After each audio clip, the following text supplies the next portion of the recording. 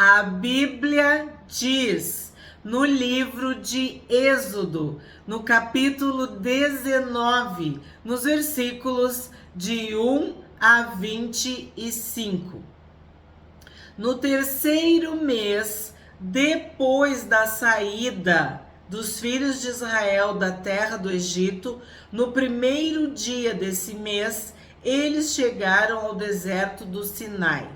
Então, no terceiro mês, depois da saída dos filhos de Israel, já transcorreu um tempo.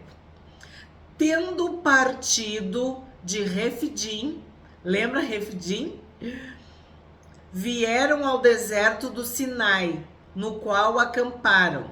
Ali Israel acampou em frente ao monte. Moisés subiu para encontrar-se com Deus, e do monte o Senhor o chamou e lhe disse: assim você falará à casa de Jacó e anunciará aos filhos de Israel. Então, Moisés sobe ao monte para se encontrar com Deus. Moisés foi chamado por Deus. Moisés subiu para encontrar-se com Deus, e do monte o Senhor o chamou.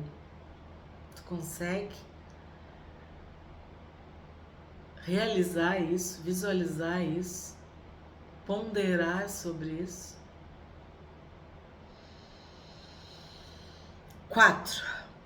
Vocês viram o que fiz aos egípcios e como levei vocês sobre asas de águia e os trouxe para perto de mim. Então aqui já vem uma figura que vai aparecer na Bíblia muitas e muitas vezes. Asas de águia. A águia voa alto, voa acima das tempestades, dos raios, né? De todo perigo. Olhos de águia. Do alto ela consegue ver a presa. Então, nós somos comparados às águias, porque nós temos a nossa força renovada, assim como as águias. Então aqui é o próprio Deus falando, ó, eu levei vocês sobre asas de águia e os trouxe para perto de mim. Então, se tem muita calamidade, muito raio, trovão, tempestade, aflição, dificuldade, pede para que Deus, com asas de águia, te tire de tudo isso, te eleve acima de todos esses desafios e que Ele te traga para perto dele, como Ele fez com o povo. E eu tenho dito e vou repetir, vocês têm que entender que era uma multidão. Deus, com mão forte e poderosa, tirou essa multidão do Egito. Eram escravos e Deus os tirou e trouxe para perto. Agora, pois, se ouvirem atentamente a minha voz e guardarem a minha aliança, vocês serão a minha propriedade peculiar dentre todos os povos, porque toda a terra é minha, e vocês serão para mim um reino de sacerdotes e uma nação santa. São estas as palavras que você falará aos filhos de Israel. Então aqui nós precisamos pontuar. Deus está chamando o povo à obediência. Deus está reafirmando, reiterando a aliança. Eu tirei vocês do Egito para vocês ficarem perambulando? Não, para fazer de vocês o meu povo, para que vocês sejam minha propriedade peculiar, particular, própria, para que vocês sejam um reino de sacerdotes, para que vocês sejam uma nação santa. A promessa que Deus fez a Abraão, Isaque e Jacó, Ele está renovando aqui com Moisés e com o povo. E eu não posso falar desse versículo sem lembrar Pedro, o apóstolo Pedro, que nós temos vídeos no canal, inclusive e especialmente sobre esta passagem, que nós somos o Israel de Deus, o Israel espiritual. Nós somos a igreja do Senhor Jesus. Jesus é o cabeça, nós somos o corpo. Então, nós somos propriedade peculiar, particular, própria de Deus. Nós somos um reino de sacerdotes. Deus nos chamou para ser reis e sacerdotes, para reinarmos, para levarmos o evangelho, para pregarmos, para sermos luz do mundo e sal da terra. E nós somos uma nação santa, nós somos chamados à santidade, à santificação, nós somos consagrados ao Senhor, separados, reservados, escolhidos. Nós estamos no mundo, mas nós não somos do mundo. Nós não estamos com os nossos olhos no mundo, na terra, nas coisas do mundo. Os nossos olhos estão no céu, nos céus, no Deus Altíssimo. Por isso somos uma nação santa. Sem santidade, ninguém verá o Senhor. Então aqui, o próprio Deus está falando. Propriedade peculiar, reino de sacerdotes e nação santa. 1 Pedro, primeira carta do apóstolo Pedro, no capítulo 2, ele fala exatamente isso. Ele usa os mesmos termos que nós estamos lendo aqui em Êxodo. Confere na tua Bíblia. Tu tá com a tua Bíblia aberta? Tu tá lendo a Bíblia comigo? Então, 1 Pedro 2, 5, 9. Nós sabemos que isso é uma forma que Pedro usou para falar judeus e gentios. Novo Testamento, Antigo Testamento. Patriarcas, apóstolos. 12 tribos de Israel, os 12 discípulos. Então, nós somos a igreja do Senhor Jesus. Nós somos a nação santa. Nós somos o Israel de Deus. É isso que foi estabelecido aqui no Êxodo e foi cumprido, realizado através do Senhor Jesus no Novo Testamento. Então nós estávamos de fora dessa aliança, porque não nascemos judeus, mas o sangue de Jesus abriu um novo e vivo caminho, nos enxertou. Então, judeus e gentios formam a propriedade peculiar, o reino de sacerdotes e a nação santa. Mas é bem claro, obediência. Tu tem que obedecer, tu tem que ouvir atentamente a minha voz e guardar a minha aliança. Guardar é obedecer. No Apocalipse nós vimos quem eram os bem-aventurados, os que ouviam e guardavam as profecias do livro. Os que ouviam e obedeciam. Por que nós estamos lendo a Bíblia? Porque a fé vem pelo ouvir, e o ouvir a palavra de Deus.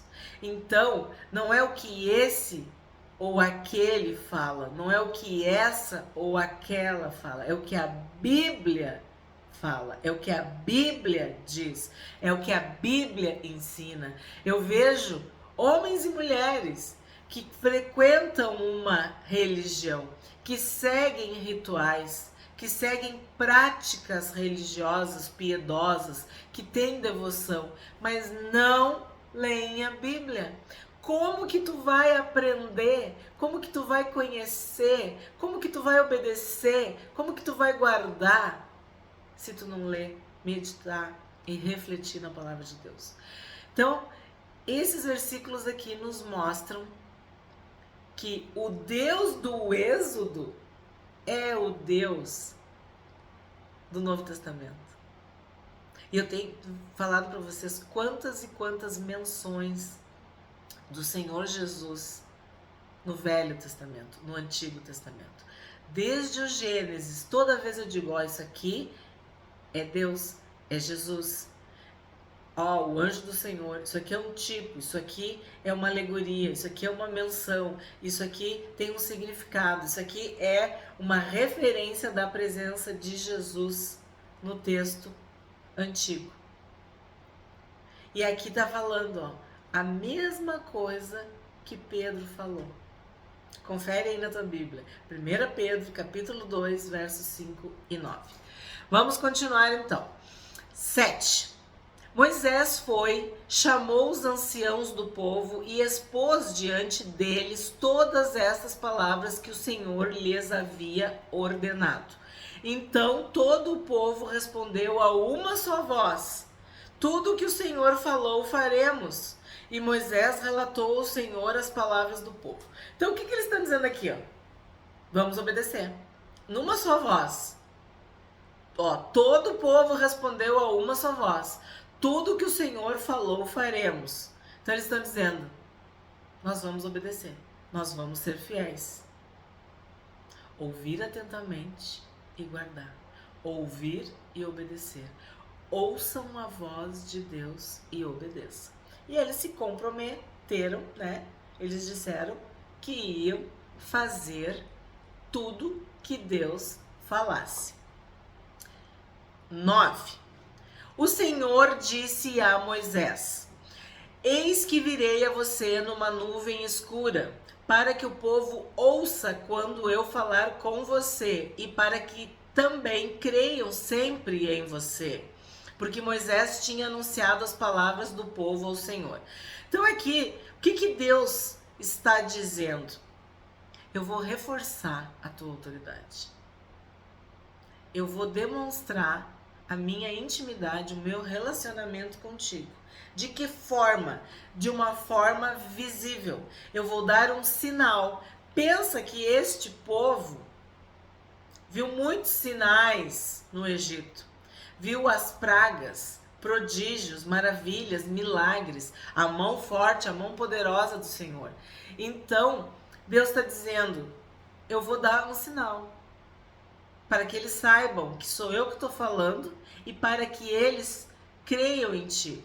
Então, qual era o sinal? Uma nuvem escura, para que o povo ouça, ouça quando eu falar com você e para que também creiam sempre em você. Então, era uma forma de reforçar a autoridade de Moisés, a liderança de Moisés. 10. E o Senhor disse a Moisés: vá ao povo e consagre-o no dia de hoje e amanhã. Então, o que é consagrar? Já expliquei para vocês, mas não custa explicar novamente quantas vezes forem necessárias. Consagração quer dizer, o sentido estrito da palavra é separar, santificar, é colocar de lado, separado, reservado, escolhido. É algo que é puro, que é especial. Então, consagrado ao Senhor, é separado ao Senhor, é um santo de Deus, é um puro de Deus, é um escolhido de Deus. Então, vá ao povo e consagre-o no dia de hoje e amanhã. E aí, explica como que tu vai começar, como que tu vai fazer essa consagração. Que eles lavem as suas roupas e estejam prontos para o terceiro dia, porque no terceiro dia o Senhor, à vista de todo o povo, descerá sobre o Monte Sinai. Então vamos entender aqui. A consagração,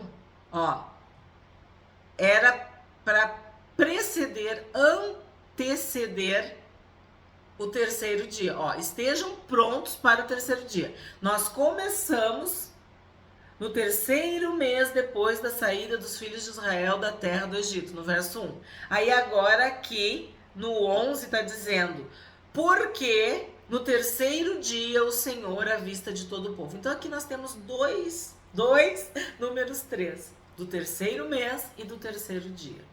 E eu tenho falado isso para vocês, né, muitas vezes, o 3, Deus Pai, Deus Filho, Deus Espírito Santo, a presença de Deus, a presença do Senhor. Então, este capítulo mostra isso, mostra que Deus desceu sobre o monte, que Deus se revelou, que Deus se manifestou, que a presença de Deus se materializou, vamos usar este termo, se tornou real para o povo. Deus se deu a conhecer para que desta forma Moisés fosse honrado, para que a autoridade de Moisés fosse reforçada. E aí fala que tem que lavar as suas roupas. Isso para nós é muito forte, porque as roupas revelam quem nós somos. Em tudo que é sentido. Se tu vai num casamento, tu quer estar bem vestido, não é? Se tu vai fazer uma faxina, tu já usa uma roupa mais simples, mais confortável, porque tu sabe que tu vai trabalhar, suar, se sujar, enfim. A roupa revela. Se tu tá diante das pessoas, por exemplo, eu tô aqui gravando um vídeo, né? Eu tenho que me preparar, né? Tô gravando um vídeo. A pessoa vai ir ao médico, ela pensa na roupa que ela vai colocar. Se ela vai para a praia, se ela vai para o campo. Eu estou dando exemplos da vida, do cotidiano. Agora pensa nas tuas vestes, nas tuas roupas espirituais. Lembra quando Adão e Eva pecaram? E eles se viram nus e buscaram roupas com folhas de figueira? E Deus proporcionou, inclusive o pessoal diz, né, é dito, o primeiro estilista foi o Deus que criou as primeiras roupas, né? Pele de animais, para cobrir a nudez de Adão e Eva. Então as roupas, elas têm muito de espiritual. Nós sabemos que o mundo investe na moda e quer colocar princípios malignos, demoníacos, perversos na moda. Quando eu era criança, era muito feio, muito triste uma pessoa com a roupa rasgada, remendada, poída, destruída. Hoje em dia as pessoas acham que é moda, mas eu já li, já estudei sobre isso, e muitas mulheres cristãs que trabalham com moda, com roupa, com lojas, com confecções, sabem que por trás dessa moda destroyer, né, rasgada, destruída, velha, tem uma mensagem maligna. Porque em toda a Bíblia tu vai ver o valor que Deus dá para as roupas, e roupas limpas, e roupas brancas, de linho finíssimo, puras, lavadas, enxaguadas, alvejadas no sangue do Cordeiro. E aí, eu não tô nem falando de pecado, hein? Não tô falando nem de indecência, de malignidade, não, de iniquidade. Eu tô falando assim, ó, que tu pode observar. A pessoa usa uma roupa suja, uma roupa rasgada, esfarrapada. O ladrão vem para roubar, matar e destruir. Então uma pessoa, isso não tem nada a ver, isso não tem nada a ver. Tem tudo a ver. O endemoniado gadareno, ele nem se vestia, ele andava nu. Quando ele foi liberto, quando ele teve um encontro com o Senhor Jesus, o que a Bíblia diz? Nós já estudamos e tem vídeo no canal sobre isso. Ele ficou sentado, em perfeito juízo, bem vestido, com roupas. Tu vai ver, nós vamos chegar no Levítico, a roupa do sacerdote. O Senhor Jesus, sobre quando na cruz a gente viu sobre as túnicas, sobre a roupa dele que deitaram sortes, Estevão, que jogaram as roupas aos pés de Paulo, o manto de Elias, são tantas referências bíblicas a respeito das roupas que tu vai achar que isso não tem nada a ver. Tem tudo a ver. Eu poderia ficar falando sobre as roupas. Então, para e pensa. Por que que o Senhor diz, ó, o Senhor disse a Moisés, vá ao povo e consagre-o no dia de hoje e amanhã, que eles lavem as suas roupas. Então, a primeira coisa que Deus está falando aqui para o povo é sobre as roupas. Não falou o que eles falaram, o que eles comeram. Ele vai falar outras coisas. Mas a primeira coisa que ele falou, lavem as suas roupas. Nós temos o sangue de Jesus sobre as nossas vestes, nossas roupas. O sangue de Jesus nos purifica, nos identifica. Tu tem que lavar as tuas roupas no sangue de Jesus. Tu é consagrado, tu é separado, tu é santificado, tu é purificado, tu é limpo. Nós queremos uma roupa suja, rasgada? Não. Nós queremos uma roupa limpa, uma roupa nova, uma roupa perfeita e impecável. Se do ponto de vista humano é assim, imagina espiritualmente. Paulo fala de se revestir, de tirar, né, a roupa do velho homem e se revestir do homem espiritual, do homem santo, do novo homem, de uma nova vida. São muitas referências. Então aqui o que está sendo dito para nós, né, através do povo de Israel é: lavem as suas roupas. Nós temos que lavar as nossas roupas, lavar o nosso coração, lavar a nossa boca, lavar a nossa mente. O que quer dizer isso? Consagrar tudo que somos, tudo que temos ao Senhor. Porque o Senhor não quer nada sujo. Jesus se levantou para expulsar o espírito imundo. Está na palavra. Então, imundo é sujo. Aquele que é sujo, se suje mais. Aquele que é santo, se santifique mais. Aquele que é puro, se purifique. Aquele que é limpo, cada vez mais limpo. Então, tudo isso é para vocês entenderem o consagrio. O que quer dizer consagração? Separação, santificação, santidade. Tá? E claro, nós vimos exaustivamente em Provérbios a mulher com roupas de prostituta, né? Vestes reais. Vimos naquela história de Judá e Tamar, que ela tirou as roupas da sua viuvez e colocou as roupas de uma prostituta para chamar a atenção, né, do seu sogro. Enfim, aquela história, se tu não assistiu, assiste o vídeo de Gênesis sobre Judá e Tamar. São muitas referências, muitas. Ruth, Noemi diz: coloca teu melhor vestido, te banha. Então sempre essas referências têm a ver com consagração, com separação, com santidade. Tu fazer o melhor, tu te apresentar da melhor forma para Deus. Quando Davi quis se humilhar na presença... Agora eu não paro de falar sobre as roupas. Davi queria se humilhar na presença de Deus, adorar. Ele tira as roupas reais, né? E se humilha na presença de Deus. Quando estavam de luto, né, rasgavam as roupas e faziam o quê? Se cobriam de pano de saco e cinzas. Então, são muitas referências. E aí tu para e pensa, que eles lavem as suas roupas, que nós tenhamos roupas limpas, lavadas, alvejadas no sangue do Cordeiro. E estejam prontos para o terceiro dia, porque no terceiro dia o Senhor, à vista de todo o povo, descerá sobre o monte Sinai. Aí eu tenho que falar sobre o terceiro dia. Quem ressuscitou o terceiro dia? Quem nos salvou? Quem venceu a morte? Quem triunfou? Senhor Jesus no terceiro dia. Marque ao redor do monte limites para o povo, dizendo: tomem cuidado para não subir o monte nem tocar a sua extremidade. Todo aquele que tocar o monte será morto.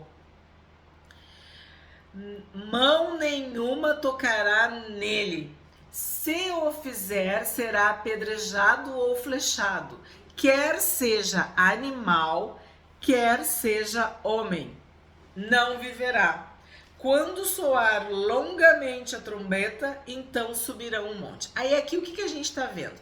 A gente está vendo que Deus estabeleceu limites. Sabe o que eu imagino aqui? Hoje em dia, quando eles estão fazendo alguma obra, ou infelizmente, quando acontece algum acidente, alguma questão, eles colocam aquela faixa, né? Sabe aquela fita que é amarela e preta, né? Para limitar, para indicar, para proteger, para avisar, tu não pode passar daqui. Claro, também quando acontecem crimes, coisas horrorosas, e também quando é uma obra, algum negócio assim. Ou quando pessoas VIPs importantes, né, ficam separadas, eles fazem um cordão de isolamento, né, dão um limite. Eu imagino mais ou menos dessa forma o que está sendo dito aqui, ó. Porque ele diz assim, ó: marque ao redor do monte limites para o povo, dizendo: tomem cuidado para não subir o monte, nem tocar a sua extremidade. Todo aquele que tocar o monte será morto. Mão nenhuma tocará nele. Se o fizer, será apedrejado ou flechado. Quer seja animal, quer seja homem. Não viverá. Quando soar longamente trombeta, então subirão o monte. Aí tu vai dizer, mas por que exagera, meu Deus, o que é isso? A santidade do Senhor. A presença do Senhor. O próprio Deus desceu sobre o monte. Pensa na pedagogia, na didática, no ensino, na educação de Deus. Eles estão formando uma nação santa, um reino de sacerdotes, uma propriedade peculiar. Então eles têm que entender a santidade de Deus, a presença de Deus, discernir. Então, a forma usada é limitando, colocando limites, deixando bem claro. Qualquer um que tocar no monte vai ser morto. E olha como é que vai ser morto, apedrejado ou flechado. E isso vale para os animais. Se um animal encostar, ia morrer. E tu tá vendo desde o Gênesis, que é o homem e o animal. São as pessoas e os animais. Do Gênesis ao Apocalipse. Deus não diferencia. Deus fala que vai salvar as pessoas e os animais. Lembra que Faraó queria ficar com o rebanho? E eles, não, são sacrifício ao Senhor, são as pessoas e os animais. É outra referência. Então, olha a conexão, a ligação das pessoas e dos animais. Na Arca de Noé, Deus salvou as pessoas da família de Noé, mas os animais. Então, existe essa conexão, essa intimidade. A criação geme, a criação sofre, a criação aguarda a manifestação dos filhos de Deus. Então aqui tu tá vendo que um animal, quer seja animal, quer seja homem, não viverá. A santidade de Deus também se expressa, também se manifesta na natureza, nos animais. E eu não posso, né? Tem que falar de Jonas. Quando Jonas questiona Deus e Deus diz: como que eu não vou salvar as pessoas e os animais? Como que eu vou deixar, né? Então aqui tá aí uma referência. Nenhuma mão poderia tocar no monte. Nem pessoa, nem animal. E aí fala sobre a trombeta, né? Quando soar longamente a trombeta, então subirão o monte. Vamos ver 14. Moisés desceu do monte para junto do povo e consagrou o povo. Já expliquei bastante, consagrou. E lavaram as suas roupas, tá? Também acho que já expliquei bem explicado isso. E Moisés disse ao povo: estejam prontos no terceiro dia, que até lá ninguém tenha relações com a sua mulher. E eu falei, né? Começou pelas roupas. Agora, o que o Senhor está falando, ó? E Moisés disse ao povo: estejam prontos no terceiro dia, que até lá ninguém tenha relações com a sua mulher. Então aqui nós temos outra consagração, outra purificação, outra santificação, outra separação, usando a palavra, né? Abstinência sexual. Os homens teriam que se abster de ter relações sexuais com a sua mulher. Olha bem, hein? Não tá falando de prostituição, de adultério, de promiscuidade, não. É o marido e a sua mulher. É o marido e a sua esposa. São casados, os cônjuges. Que até lá ninguém tenha relações com a sua mulher. Então, aí tu vai dizer assim, mas isso é pecado? Não. É consagração ao Senhor. Tu só vai te apartar do marido, né, da esposa, das relações íntimas, conjugais, por consagração ao Senhor. O que quer dizer isso? É negar-se a si mesmo, é uma renúncia, é um sacrifício na carne, da carne. Tu vai abrir mão dos teus desejos, das tuas vontades que são próprias da natureza humana. No caso, do marido e da esposa. E isso é Deus que está explicando, é Deus que está indicando. Aí eu vou te falar, né? Até jogador de futebol, tinha alguns técnicos que proibiam, né? Tinha outros que incentivavam. Tem várias situações, várias questões. Mas aqui, Deus está falando que a consagração, ó, passava pelas roupas, né? Lavar as roupas, tudo que a gente já leu. E agora fala para eles estarem prontos, preparados. E que até lá ninguém ia ter relações com a sua mulher. 16. Ao amanhecer do terceiro dia, houve trovões e relâmpagos. Uma espessa nuvem cobriu o monte, e ouviu-se um forte som de trombeta, de maneira que todo o povo que estava no arraial tremeu de medo. Lembra que falou que tinha que ouvir? Que Deus disse, eu quero que eles ouçam. Então imagina tu ouvir trovões, relâmpagos, tu vê uma espessa nuvem, né? Ouvir um forte som de trombeta, de maneira que todo o povo que estava no arraial tremeu de medo. E Moisés levou o povo para fora do arraial ao encontro de Deus e puseram-se ao pé do monte.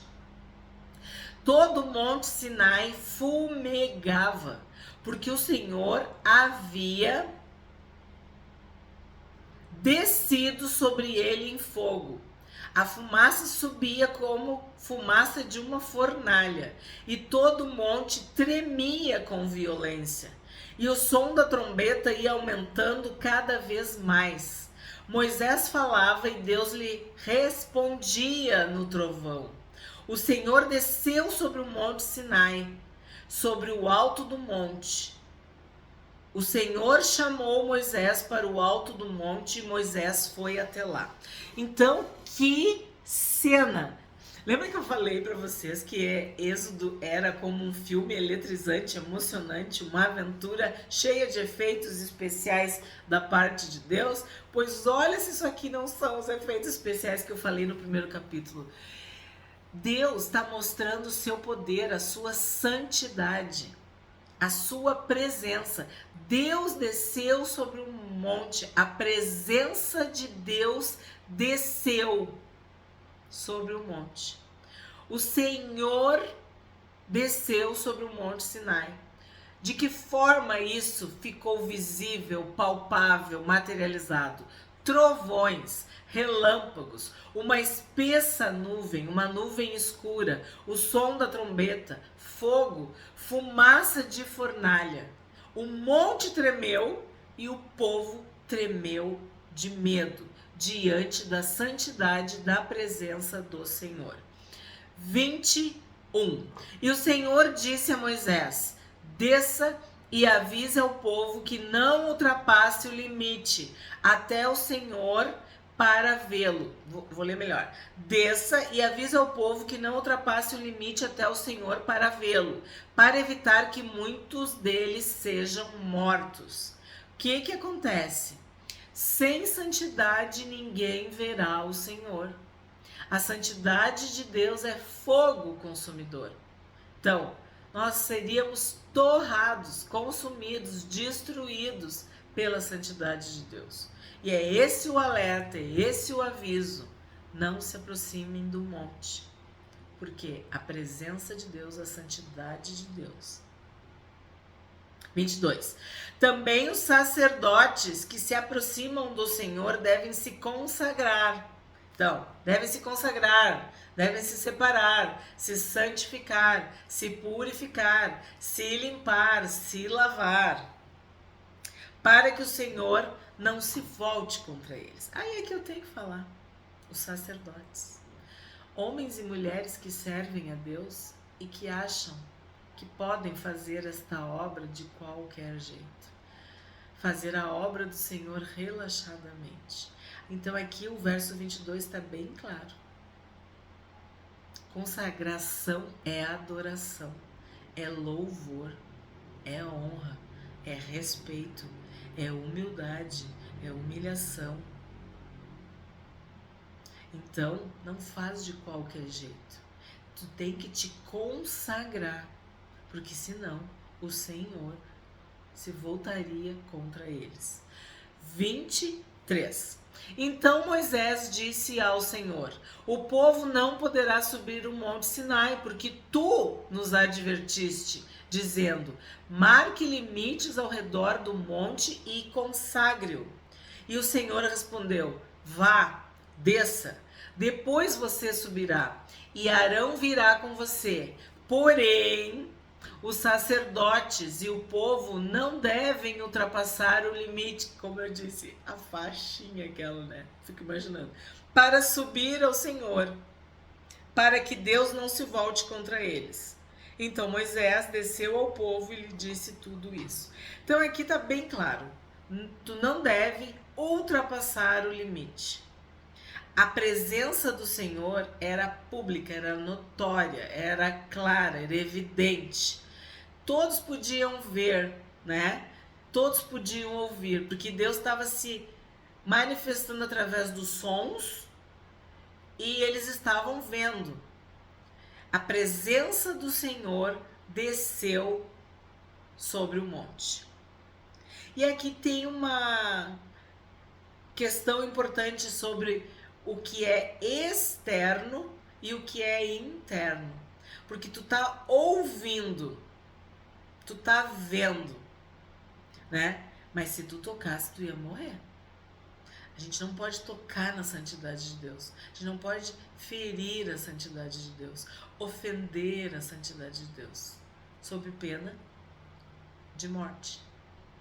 E os sacerdotes e o povo não podiam ultrapassar. Forte, né? É uma cena aterradora. A gente vê em Hebreus a descrição, né? A descrição de uma forma muito dramática, né? O autor de Hebreus tenta explicar, né, para o seu público, para os seus leitores, exatamente isso que aconteceu em Êxodo 19. Curte, comenta e compartilha.